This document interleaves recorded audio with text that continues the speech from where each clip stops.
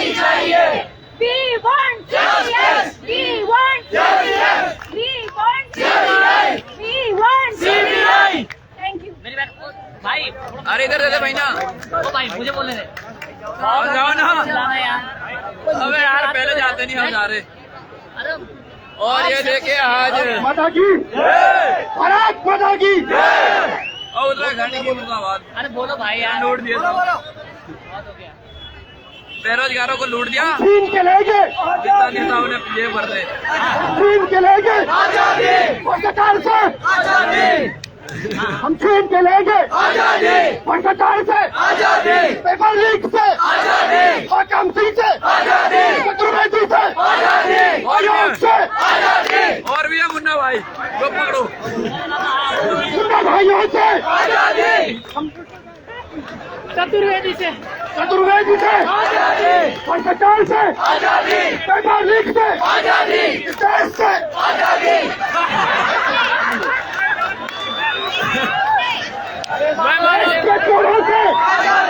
देश के चोरों से भ्रष्टाचार से पेपर लीक से बेमानों से वो बेमानों से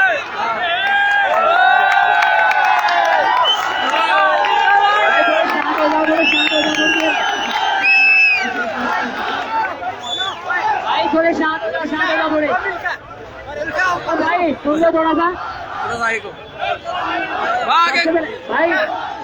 ओए सुन लो थोड़ा सा भाई, थोड़ा सुन लो। सबसे पहले मैं ये बोलना चाहूंगा, जितने भी कोचिंग इंस्टीट्यूट जो है अभी खुले हैं और जितने भी बच्चे कोचिंग इंस्टीट्यूट में बैठे हुए हैं, लाइब्रेरी में बैठे हुए हैं और जितने भी लोग अभी रूम पे बैठे हुए हैं, जितने भी है और जो पेपर देने जाएंगे, सबसे पहले मैं एक बात बोलना चाह रहा हूँ। अग्निवीर की जब स्कीम आई थी तो हिमाचल प्रदेश में बीजेपी की सरकार उखाड़ के फेंक दी थी युवाओं ने, उसको जोश बोलते हैं। उत्तराखंड का युवा मैं बोलना चाहूंगा, बिहार में ट्रेनें चला दी थी बच्चों ने, अन्याय हुआ था उनके साथ। उत्तराखंड का युवा मोदी जी कहते हैं उत्तराखंड की जवानी और उत्तराखंड के पानी में पावर है। कहाँ गई पावर? अरे जो कोचिंग इंस्टीट्यूट में बैठे हुए हैं, जो राजनीति के नहीं, जो कोचिंग इंस्टीट्यूट वाले हैं, अपना ठेला चला रहे हैं, पैसे कमा रहे हैं, एक बच्चे से 1300 रुपए फीस लेते हैं। जब मैं पूछने गया भाई तुम्हारी फीस कितना है, तो कोचिंग इंस्टीट्यूट वाला कहता है कि मेरी फीस 1300 रुपए है। मैं आज पूछना चाहता हूँ उस कोचिंग इंस्टीट्यूट वाले से, मैं नाम नहीं लेना चाहूंगा, इतने सारे कोचिंग इंस्टीट्यूट वाले हैं, कोई यहाँ पे कोचिंग इंस्टीट्यूट वाला टीचर है कोई? पूछना चाहता हूँ यहाँ पे है कोई? अरे जब कोई यहाँ पे नहीं है तो तुम कोचिंग इंस्टीट्यूट पे क्यों जा रहे हो? वही टीचर तुम्हारे सपनों की बात करता है कि बेटा तुम्हारा सिलेक्शन हो जाएगा। आइए सर, सर आप आइए, आप आइए, आओ सर।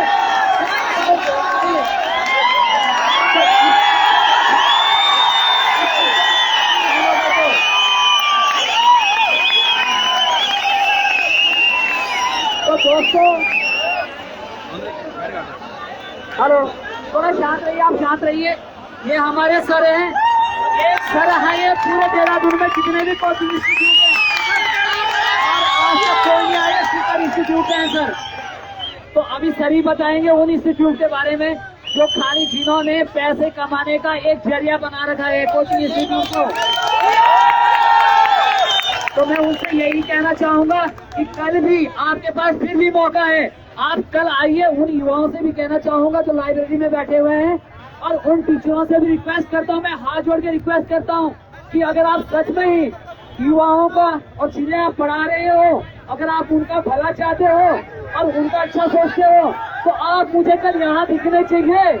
और जितने भी पेरेंट्स हैं, जितने भी सर लोग बैठे हुए हैं, आंदोलनकारी बैठे हुए हैं, उत्तराखंड में एक दो आंदोलनकारी नहीं है, बहुत सारे लोगों ने अपनी जान दी है, कुर्बानी दी है उत्तराखंड के लिए। मैं उनसे भी पूछना चाहूंगा वो लोग कहाँ हैं? तो सभी लोग कल परसों सभी लोग यहाँ आने चाहिए। जितने भी, एक बात मैं और कहना चाहूंगा, ये भी कॉलेज है और डीबीएस कॉलेज है, वहाँ के चुने हुए, आप लोगों के चुने हुए, हमारे चुने हुए अध्यक्ष कहाँ गए अध्यक्ष? पूछना चाहूंगा मैं, वो अध्यक्ष कहाँ गए जो डीएवी कॉलेज में चिल्ला चिल्ला के बोलते हैं हम छात्रों की रक्षा करेंगे, हम तुम्हारे लिए मांग उठाएंगे? अरे कहाँ गए वो लोग आज? तो मैं उनसे भी पूछना चाहता हूँ कि अगर आप सच में ही छात्रों के हितैषी है तो आप आज कहाँ बोलोगे? आपकी जेब भर दी क्या? इसीलिए आप नहीं आए। अरे कुछ लोग अभी मुझे भी कह रहे थे भाई तेरा उत्तराखंड का पेपर नहीं है, तो एक स्पोर्ट्समैन है, तो तू उसमें आंदोलन में जाके क्या कर रहा है? तुझे नहीं जाना चाहिए, तेरे भविष्य का सवाल है।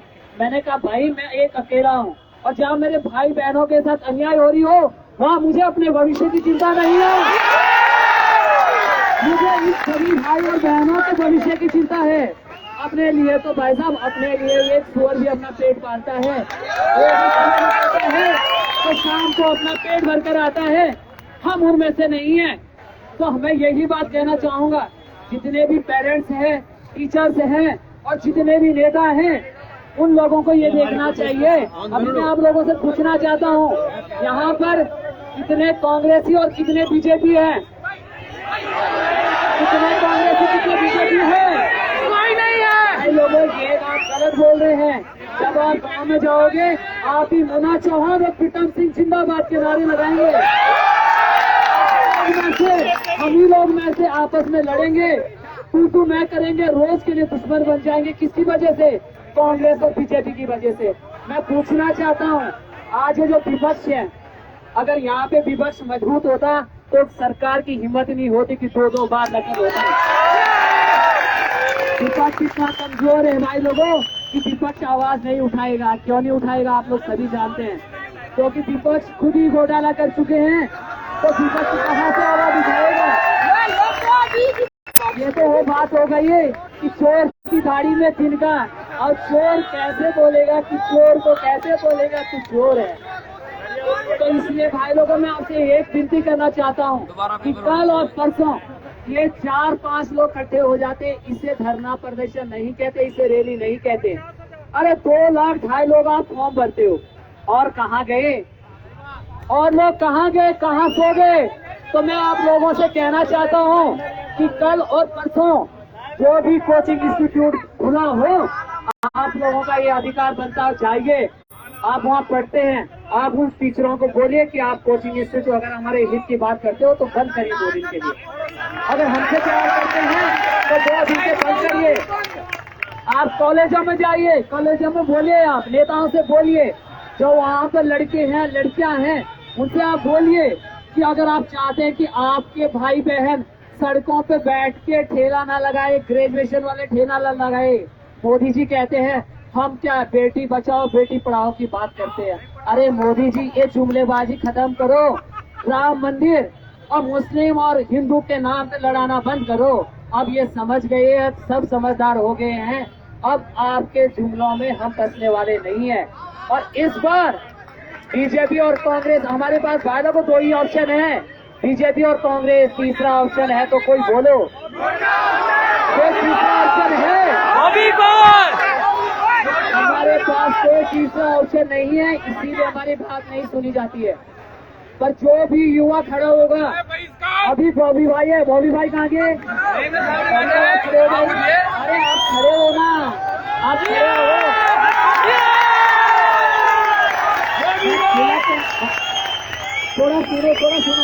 थोड़ा शांत हो जाओ। बॉबी भाई हमारे, इन्होंने अपने प्राणों की बाजी लगाकर आप लोगों के लिए आवाज उठा रहे हैं। इनका कोई पेपर से लेना देना नहीं है, इनका कोई पेपर नहीं है, और इन्हें नेता बनने का इतना शौक नहीं है कि अपनी जान गंवा बैठे। मैं जब ये बात सुनी कि बॉबी भाई को धमकियां आ रही है कि आपको मरवा देंगे, ये करवा देंगे, और मेरे सुनने में भी आया है कि बॉबी भाई को सिक्योरिटी भी दी गई, तो भाई साहब ये कब तक चलेगा? ये सब कमजोरी आप और हम लोगों की वजह से है। अगर बॉबी भाई को धमकियां मिलती है, ये कमजोरी किसकी है? हमारी। ये कमजोरी हमारी है। तो यहाँ पे हम 1000 लोगों से कुछ नहीं होगा। अरे 2.5 लाख लोगों ने फॉर्म भरा था पुलिस का, मैंने देखा था, पुलिस का 2.5 लाख लोगों ने फॉर्म भरा था। कहाँ गए वो लोग? अरे बड़ी बड़ी बातें करने वाले कहाँ गए? तो कल पर आप लोगों का ये दायित्व बनता है जितने भी कोचिंग इंस्टीट्यूट है सब बंद किए जाए। तो इन्हीं शब्दों के साथ मैं अपनी वाणी को विराम दूंगा। तो सर जी हमारे थोड़ा सर बताएंगे कि जितने भी कोचिंग इंस्टीट्यूट वाले हैं कृपया करके हाथ जोड़ के प्रार्थना है कि कल और परसों वो सब लोग मुझे यहाँ पेपर के बारे में तो बता दो।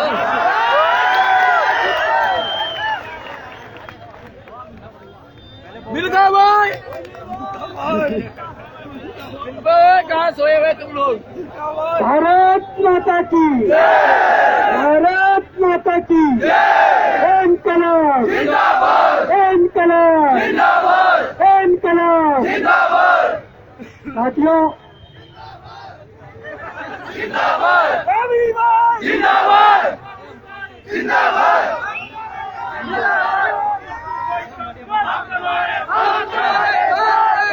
अभी नारे लगा रहे, घर जाते हुए बोलेंगे बेकार है, तुम्हारे साथ है, सबके सब बदमाश सुनिए हैं। सुनिए,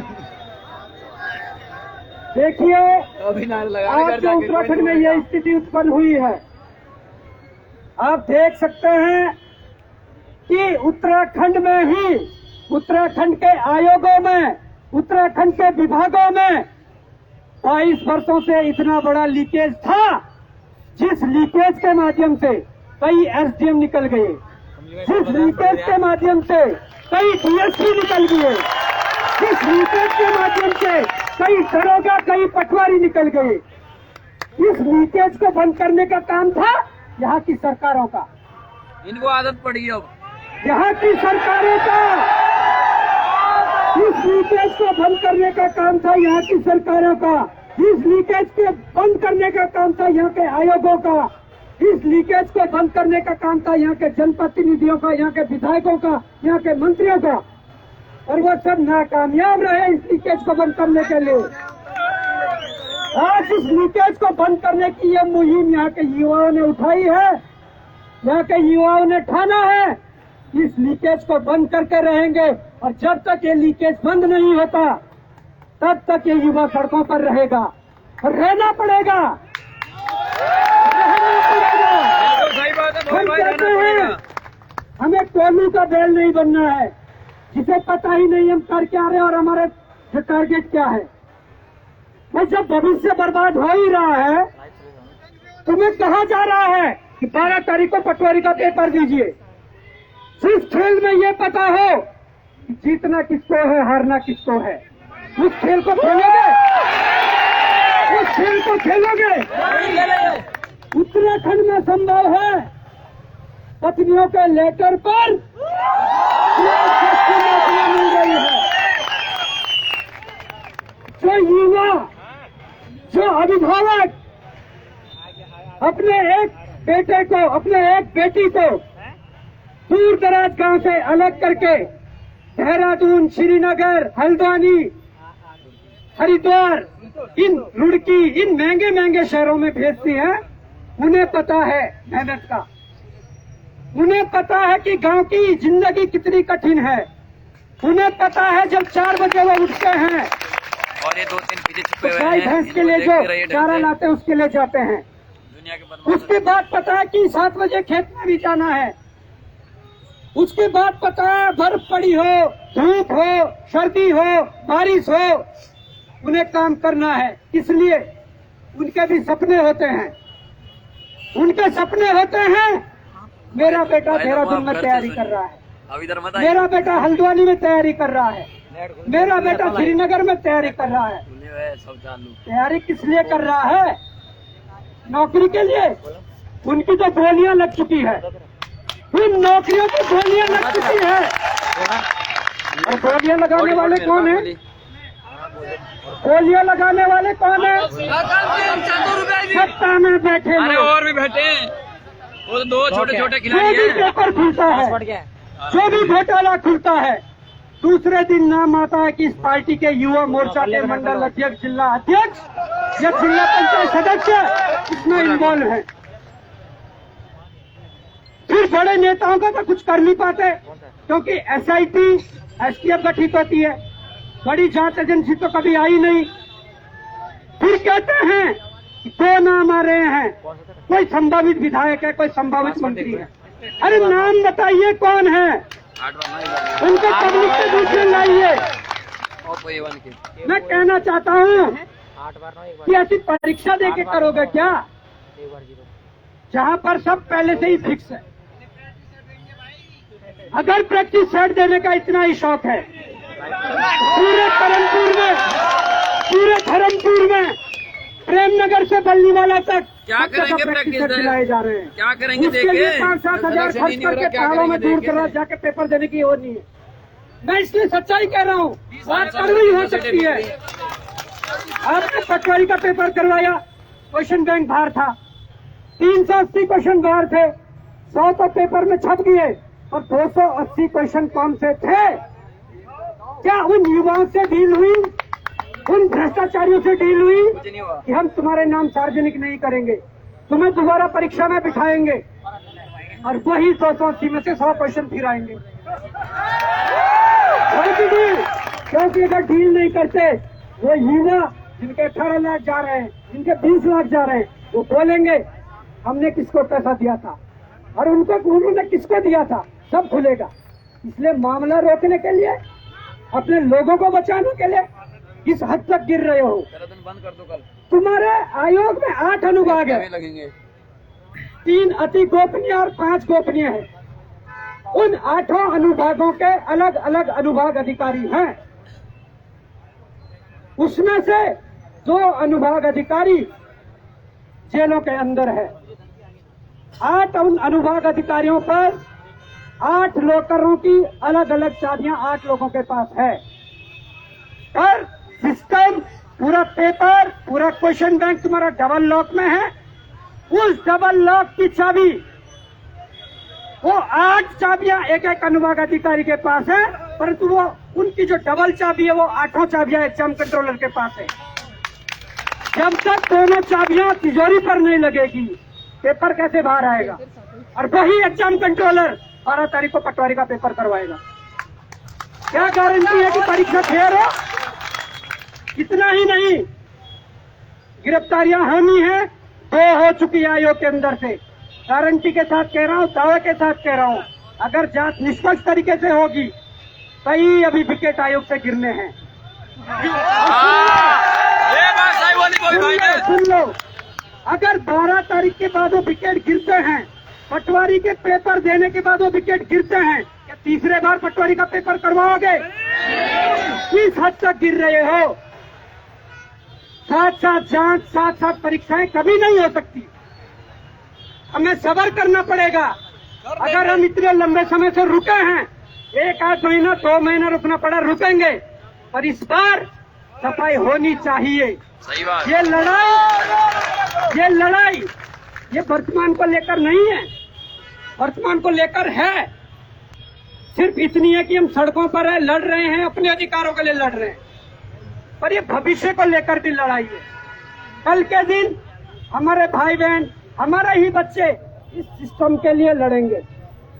तो क्यों ना हम इस लड़ाई को, जो लड़ाई अभी हमने 60-70%, 80% लड़ चुके हैं, उस लड़ाई को 100% किया जाए, या फिर से 0 से लड़ने की ठानी है? आप सब इसके साक्षी हैं। ये कोई 1-2 दिन की मेहनत नहीं है।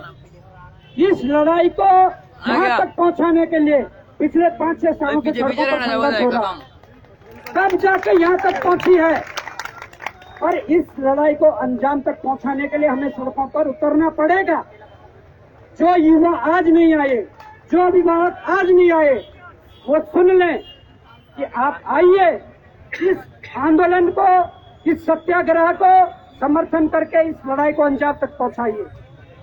मैं कहना चाहूंगा, 2022 में AEJ के पेपर होते हैं, क्वेश्चन बैंक बाहर होता है, उत्तर प्रदेश के कुछ इलाकों से उसकी बरामदगी होती है।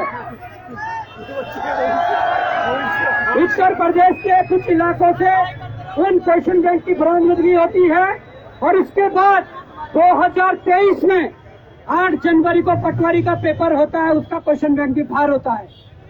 तो आप अनुमान लगा सकते हैं कि इस बीच जितनी भी परीक्षाएं हुई, चाहे पुलिस हो, लोअर PCS हो, अपर PCS हो, असिस्टेंट प्रोफेसर हो या RO ARO हो, जितने भी तमाम परीक्षाएं हैं, सबसे पहले बाहर थे, निश्चित रूप से बाहर थे।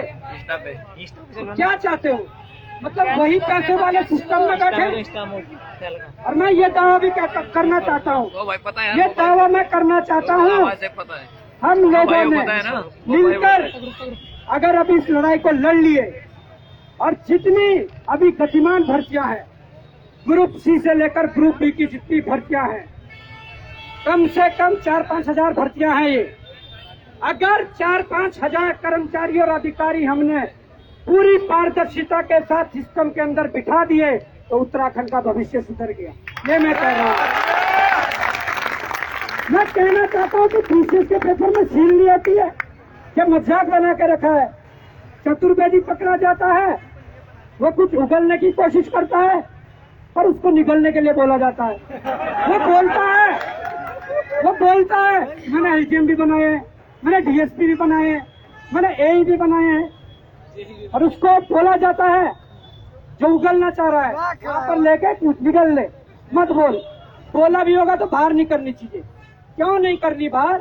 हुआ है तो हुआ है, करप्शन हुआ है तो हुआ है। अभी परसों समीक्षाधिकारी जो 2016 में निकली थी, 19 और 20 में जाकर उसकी ज्वाइनिंग हुई, उस परीक्षा की जांच के आदेश हो गए।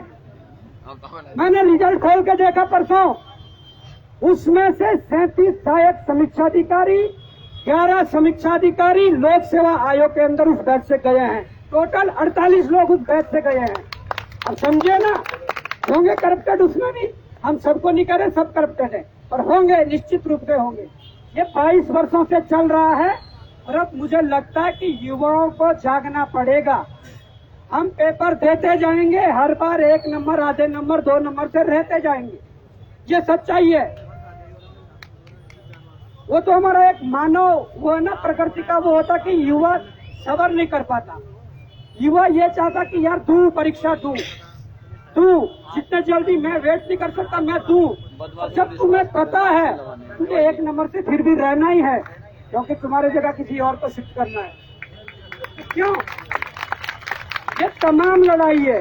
आज हमने इसलिए कोई कूच का नहीं रखा था, न सचिवालय कूच, न मुख्यमंत्री आवास कूच। हमने ये कहा जैसे किसान बैठे थे, जैसे गांधी जी सत्याग्रह पे बैठे थे एक जगह, वैसे ही बैठेंगे। और अगर किसी को देखो, खड़े हो रहे हैं आप लोग तो आपको समस्या भी आ रही है खड़े होते होते। इधर पूरा फुटपाथ पड़ा हुआ है, आप आकर सब बैठिए, सब बैठ जाएंगे। जो भी एक एक यहाँ से बोलेंगे, जो अपने विचार रखना चाहते हैं, अपने नाम लिखवाइए, यहाँ कर अपने विचार रखिए और बैठेंगे यही। और जब तक निष्कर्ष नहीं निकलेगा, हिमाचल में एक पेपर में CBI आ जाती है, यहाँ तो हर पेपर में धांधली है, तब भी CBI नहीं आती है। कारण तो बहुत बड़ा रहा होगा, कारण बहुत बड़ा रहा होगा, इसलिए CBI नहीं आ रही है। अडानी का जो भंडा फोड़ो हिडन वर्क कर रहा है, यहाँ की CBI, इनकम टैक्स, कोई नहीं, उन्हें नहीं पता। बाहर के एजेंसी आकर इनको वो सबक सिखाती है क्या हो रहा है। ये सिस्टम वर्तमान में प्रदेश के अंदर, देश के अंदर चल रहा है। और आप लोगों से बेहतर जो युवा पढ़ रहे हैं, जो युवा साक्षर है, जो युवा लिखे पढ़े हैं, उनसे बेहतर इसे कोई नहीं जान सकता। हमारे माँ बाप, हमारे गार्जियन, गाँव में उनका जो रोटेशन है डेली का, बेचारे पढ़े लिखे नहीं है, सीधे साधे लोग हैं। अब वो थोड़ी जानेंगे कि क्या चल रहा है, उन्हें बताना पड़ेगा कि क्या चल रहा है। जो माँ डेली कोसते थे अपने बच्चों को, तुम नालायक हो गए हो, तुमने पेपर नहीं निकाल पाया है, 5 साल से क्या कर रहे हो देहरादून में। आज उन्हें ये बताना पड़ेगा कि हम नालायक नहीं थे, नालायक तो सिस्टम था, जिस सिस्टम ने हमें 5 साल से रोक के रखा है। तो मैं चाहूंगा कि यहाँ पर इधर राइट हैंड साइड और लेफ्ट हैंड साइड सभी बैठ जाए, कोई दिक्कत नहीं है, अभी बैठ जाओ। और बैठेंगे, और ये दावे के साथ कह रहे हैं, ये आज संकल्प लेना पड़ेगा, रात को भी बैठेंगे। और कल इतनी भीड़ इकट्ठी कर देनी है, देहरादून जाम करना है, इतनी भीड़ इकट्ठी करनी है कि देहरादून जाम करना है। तमाम अभिभावक जो सुन रहे हैं घर पे बैठ के, 3-4 दिन तक आपके भूखे बच्चों की रहिए। रहिए। तमाम संगठन वो 3-4 दिन तक संगठन जो आए दिन सड़कों पर लड़ते रहते हैं, आइए समर्थन करिए। तमाम नेता, वो चाहे सत्ता पक्ष का हो या सत्ता विपक्ष का हो, जिन्होंने युवाओं को समर्थन दिया, युवाओं की बात रखते हैं, उनके लिए भी मन खुला है। आइए, आप भी आइए, खुले मन से आइए और अभ्यर्थियों का, परीक्षार्थियों का, छात्रों का समर्थन करिए। अरे फॉर्म करो को रिकॉनेक्ट। इसलिए बोलने के लिए बहुत कुछ है, परंतु मैं कहना चाहूंगा ये लड़ाई शुरू हो चुकी है। अगर हम शाम को घर पर बैठ जाएंगे तो कुछ नहीं निष्कर्ष निकलने वाला। आग इतनी अंदर होनी चाहिए, आग इतनी अंदर होनी चाहिए कि अब जब बैठे हैं तो निष्कर्ष निकाल कर रहेंगे और निश्चितकालीन नहीं चलेगा, निष्कर्ष निकलना चाहिए। हमारे बीच हमारी बड़ी दीदी है, मैं चाहूंगा कि जिस प्रकार से आपने त्रिवेंद्र रावत की जो कुर्सी हिलाई थी, जो सत्ता के नशे में चूर थे, उनकी